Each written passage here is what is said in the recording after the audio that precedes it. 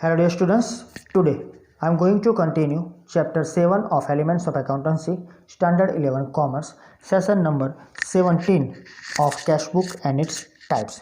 In last session, we completed illustration number 5, that is related to the last point of the two columnar cash book, bank and discount column.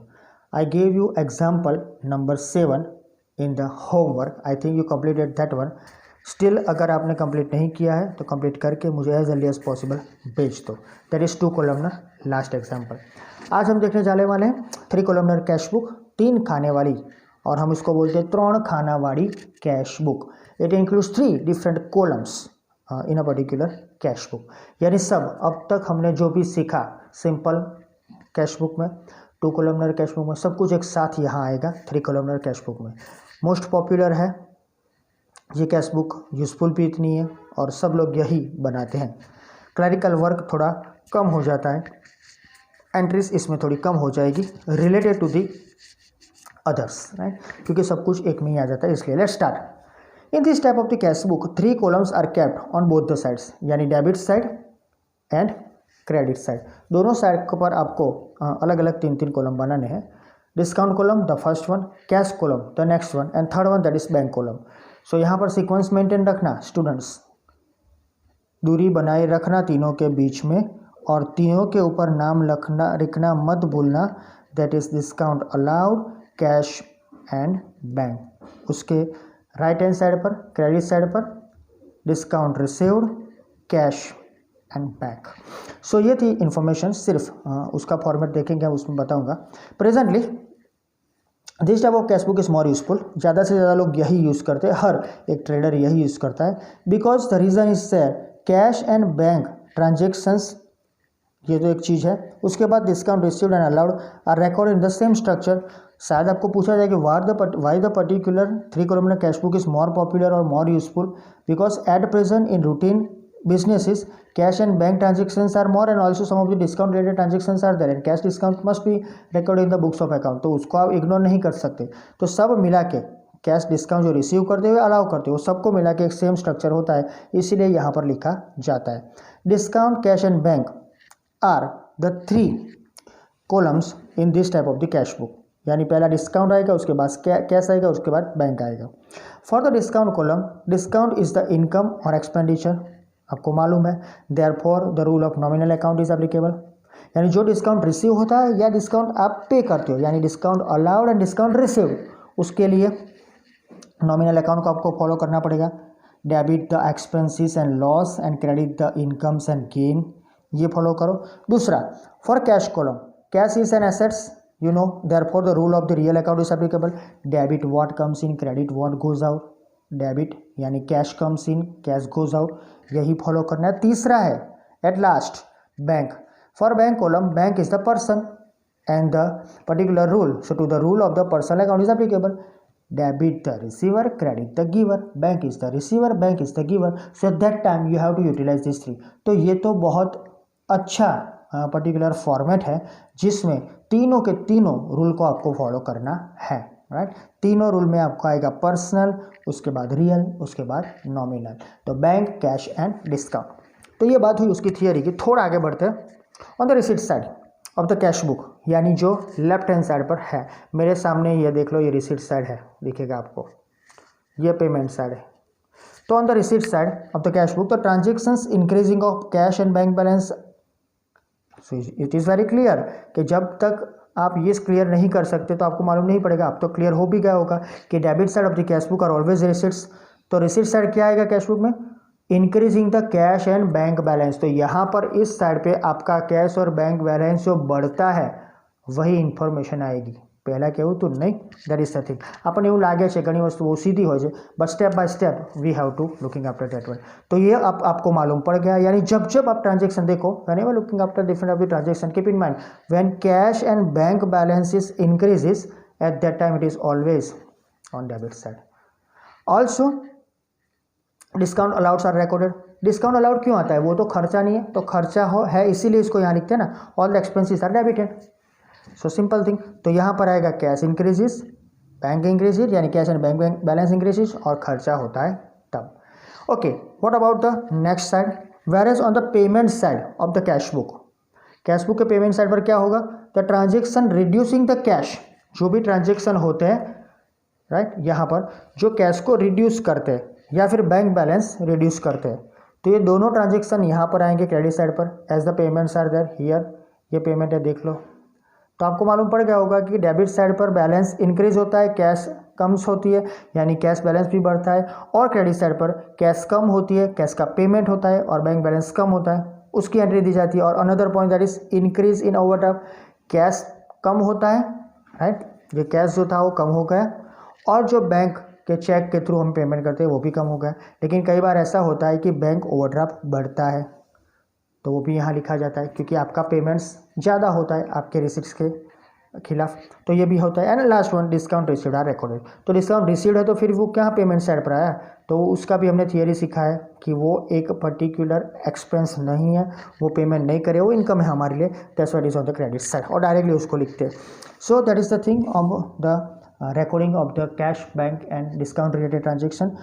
नीचे दिया हुआ है उसका format 3 columnar cash book का, cash bank and discount columnar cash book, heading same रहेगा, cash book of Shri so and so, left hand side here the debit side, right hand side here the credit side, बीच में देख लो, और ये date, receipts, receipt number, LF, discount allowed, don't forget to write down discount allowed, अकेला discount लिखोगे तो भी कोई प्रॉब्लम नहीं है, डेबिट साइड डिस्काउंट अलाउड ही आता है राइट, लेकिन हमें एज पर द रूल लिखना है, कैश अमाउंट लिखना है, फिर बैंक पहले और कैश बाद में मत लिखना है, ये सीक्वेंस भी मेंटेन रखना राइट, कि कोई बार ऐसा भी होता है पहले आपने बैंक लिख दिया यहाँ पर और यहाँ कैश लिख दिया है, तो फिर प्रॉब्लम होगा, कैलकुलेशन में आंसर नहीं आएगा।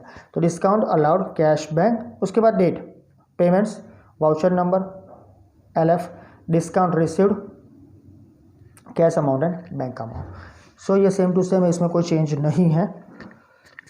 Let's move to the next point. Okay, ये वाला points to be consider at the time of preparing the cash book. जब भी आप कैश बुक बना रहे हो, यहाँ 3 कॉलमनर कैश बुक की हम बात करें, तब कौन से पॉइंट आपको कंसिडर करने हैं। पहला वाला, opening balance of cash balance and bank balance are recorded on the debit side, that is receipt side of the cash book as balance brought forward या बैलेंस ब्रॉट डाउन। हम brought down लिखते तो उसको मैं continue रखूँगा।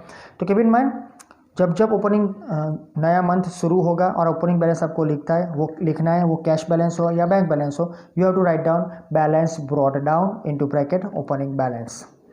Where as the bank overdraft is recorded right, cash overdraft तो होता नहीं, वो तो डेबिट बैलेंस ही आएगा ऑलवेज, लेकिन जब क्रेडिट बैलेंस आएगा बैंक का, तब वो बैंक ओवरड्राफ्ट कहलाएगा।